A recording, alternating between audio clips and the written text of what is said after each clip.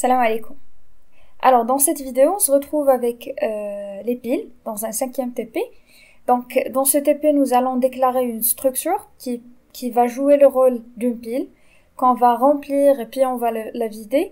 On va également récupérer le sommet et donc le sommet c'est le dernier élément inséré dans la pile et on va bien évidemment vérifier s'il s'agit d'une pile vide ou bien une pile qui contient déjà des éléments. Donc on va commencer par créer cette structure. Alors là, on va séparer les fonctions et le programme principal ou bien la fonction main. Donc on va commencer par créer, normalement vous devez créer un fichier header juste après la création du projet. Donc pour créer un fichier d'entête, il suffit de créer un nouveau fichier. Et là, on va sélectionner le type entête. Et puis par la suite, donc vous allez lui donner un nom. Et puis pour faire le lien entre ce fichier d'entête qui est censé contenir les fonctions que vous allez développer, que vous allez implémenter par la suite, et donc pour faire le lien entre ce fichier-là et la fonction principale main, là où on va faire appel à ces fonctions, donc il faut passer par cette directive, bien cette instruction. Donc on doit faire appel au fichier d'entête de cette manière. Alors on revient à ce fichier-là. Donc il faut commencer tout d'abord par créer la structure que je vais appeler élément. Alors là, je suppose que vous connaissez déjà le rôle principal de ce mot-clé typedef. Donc ça permet de rendre l'utilisation plus aisée des structures. Donc si je précise ici le mot-clé typedef, c'est que j'aurai pas besoin par la suite de faire appel ou bien à chaque fois que j'aurai besoin d'utiliser de créer un objet de type structure, j'aurai pas besoin d'écrire struct élément et puis le nom de l'objet ou bien le nom de la variable. Donc là, comme si on est en train de créer un nouveau type de type structure et on l'affecte à cette variable-là que j'ai nommée élément. Voilà, donc là, cette structure elle est caractérisée par un champ que j'ai appelé valeur et bien sûr le champ fameux c'est suivant qui permettra de pointer sur l'élément suivant de la liste.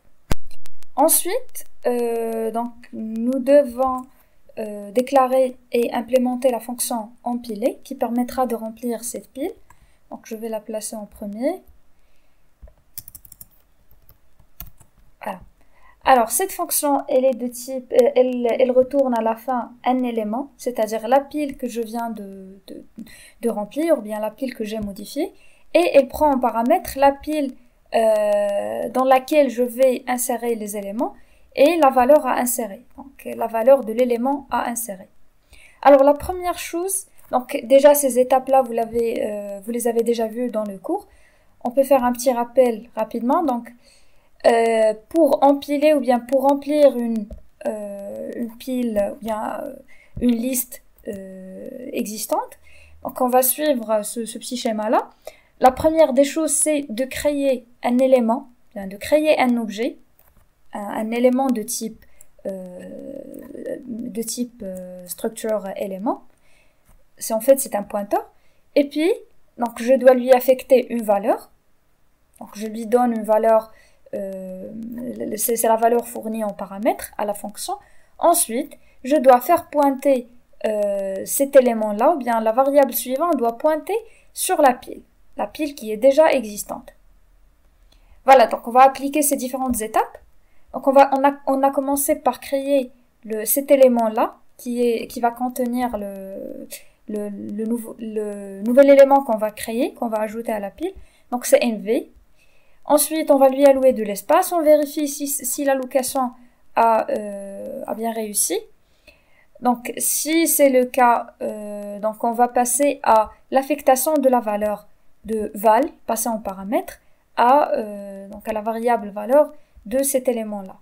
Ensuite, on fait pointer l'élément suivant de cet élément-là sur la pile. Donc, c'est la même chose que ce que je viens d'expliquer dans ce schéma-là.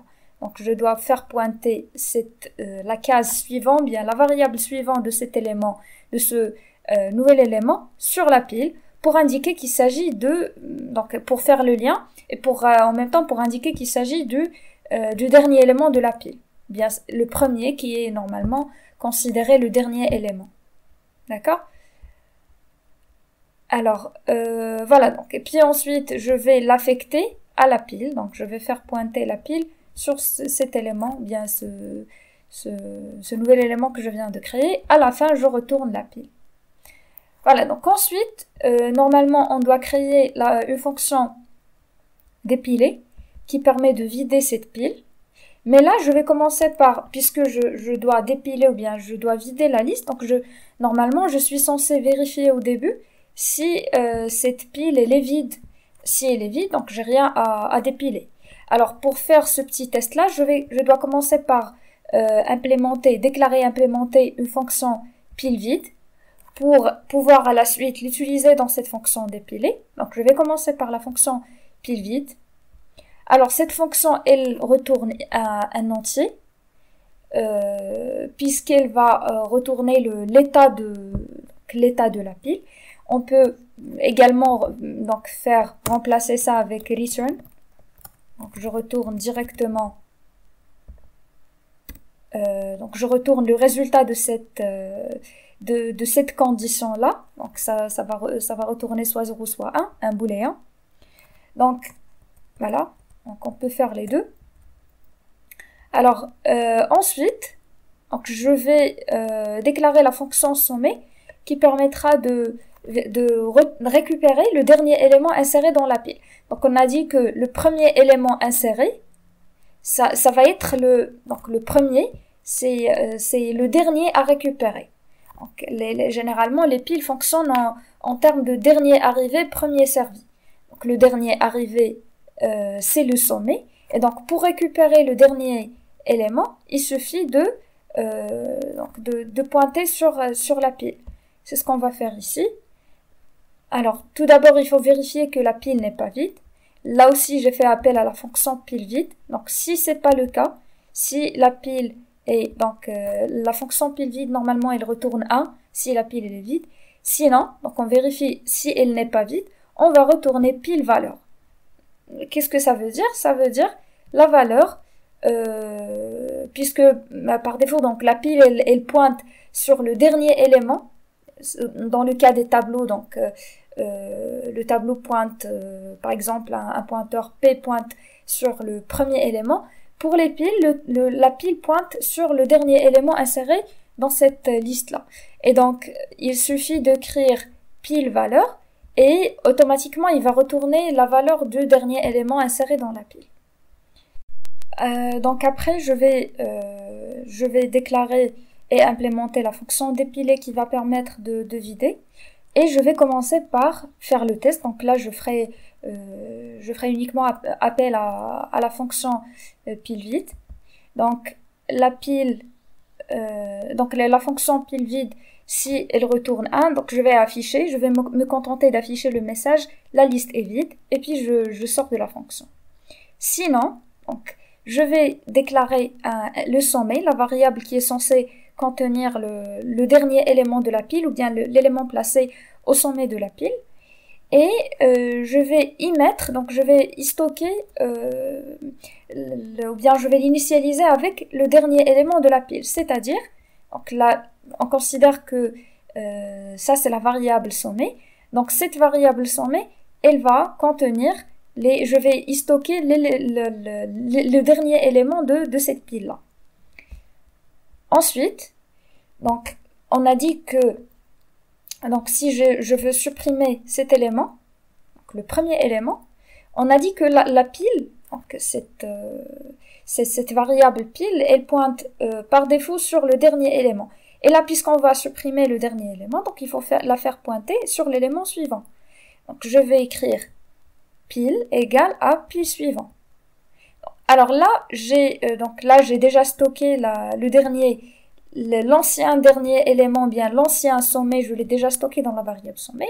C'est bon, donc je peux maintenant libérer l'espace alloué par la variable sommet, par le dernier élément, qui est pointé par la variable sommet. Voilà, donc à la fin, je retourne la pile, donc la nouvelle pile modifiée que j'ai dépilée. Alors maintenant, on va passer au test de ces différentes fonctions que je viens d'implémenter. Donc, je rappelle que là, il faut obligatoirement faire le lien entre les deux fichiers. Donc, il faut inclure ou bien faire appel au fichier fonction.h. Comme ça, il pourra comprendre, ou bien il pourra reconnaître les fonctions auxquelles je vais faire appel. Et à la suite, donc je vais commencer par créer une pile, une variable de type élément, une variable de type pointeur vers la structure élément, et je vais l'initialiser avec nul. Ensuite, je vais faire appel à la fonction empilée. Par exemple, je vais insérer au début de la pile la valeur 1. Par la suite, donc dans la même pile, je vais insérer la valeur 2 et j'écrase l'ancienne pile qui contient maintenant 1 et 2. Ensuite, je vais insérer la valeur 3. Donc la pile, à ce stade-là, elle contient 1, 2, 3. Donc dans cet ordre-là, normalement 3 c'est le dernier, 2 c'est le deuxième élément inséré, et 1 c'était le premier. Donc si j'affiche à ce niveau-là, j'aurai 3, 2, 1. Et là, donc là, ça va être 4, 3, 2, 1. Dans cet ordre-là. Alors, avant d'afficher, donc je vais faire appel à la fonction sommet pour s'assurer qu'il s'agit bien du sommet attendu qui est normalement 4. Donc on a dit que les piles fonctionnent en termes de dernier arrivé, premier servi. Alors là, pour le sommet, c'est le dernier arrivé qui est normalement 4. Et donc là, ça doit afficher la valeur 4. Voilà, donc ensuite, donc je vais afficher cette valeur qui va afficher normalement 4. Ensuite, je vais dépiler, je vais essayer de vider la pile. Et quand on va dépiler, donc je vais commencer par le sommet. Je vais dépiler ou bien je vais enlever le dernier élément inséré qui est le sommet. Alors là, il va normalement dépiler le 4. Donc la liste, la nouvelle liste aura comme valeur donc 3, 2, 1, puisque 4 sera dépilé à ce stade-là. Donc le reste, ça va être 3, 2, 1. Si je dépile une deuxième fois, donc j'aurai comme résultat 2. Donc il va dépiler le 3, il va enlever le 3, et à la fin, il me restera 2 et 1. Et là, si j'essaye, donc avant d'afficher, si j'essaye d'afficher le sommet de la pile, à votre avis, ça serait quoi? Donc ça va être le 2, puisque j'ai deux éléments, bien deux valeurs restantes dans la pile après les deux dépilements. Donc le sommet de cette nouvelle pile, ça va être 2. Alors là, normalement, il doit m'afficher 2. Donc on va tester ces différentes fonctions. Voilà, donc le premier appel de la fonction sommet, il a affiché 4. Et le deuxième appel, il a affiché, donc cet appel-là, après avoir dépilé la pile 2 fois, donc il a affiché 2. On va implémenter rapidement une fonction affichée qui va nous permettre d'avoir une visibilité sur le contenu de la pile aux différentes étapes. Donc je vais ajouter ici une fonction affichée qui est normalement de type void et qui va prendre en paramètre la pile que je vais parcourir. Donc c'est une variable de type élément que je vais appeler pile. Voilà. Alors là, je vais déclarer, comme d'habitude, donc je vais déclarer une variable courant de type élément qui va nous aider à parcourir cette pile-là. Donc courant. Et je vais la remplir, bien je vais la faire pointer sur la pile qui est déjà remplie ou bien la pile qui est passée en paramètre. Ensuite, donc je vais parcourir la pile élément par élément. Tant que courant est différente de nul, donc quand on n'est pas encore arrivé à la fin de la pile, alors qu'est-ce qu'on va faire? Nous allons tout simplement afficher Donc on affiche l'élément courant qui est de type entier puisque la valeur elle est de type entier. Voilà. Donc c'est courant.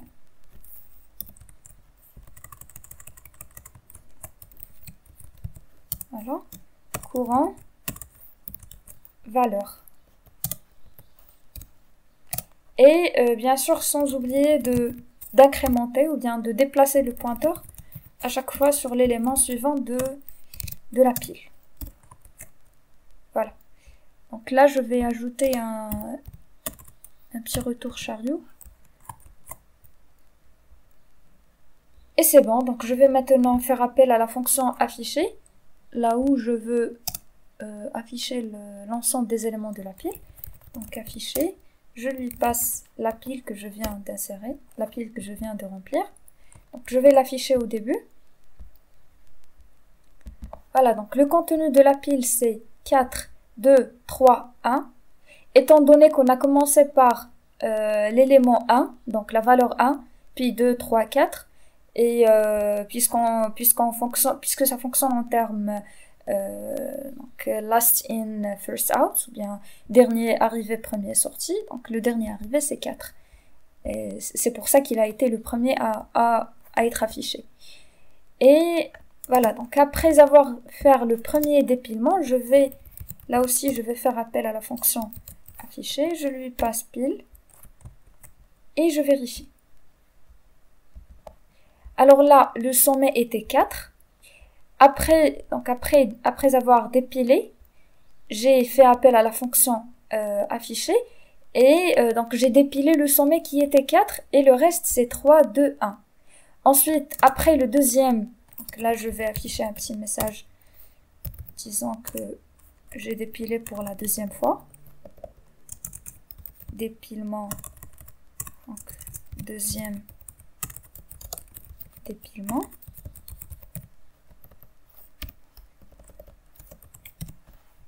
Et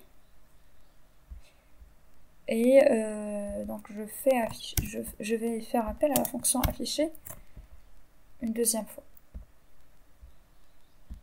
Voilà. Donc après le deuxième dépilement, le reste c'est 2, 1. Et donc, bien évidemment, le sommet sera 2. Voilà.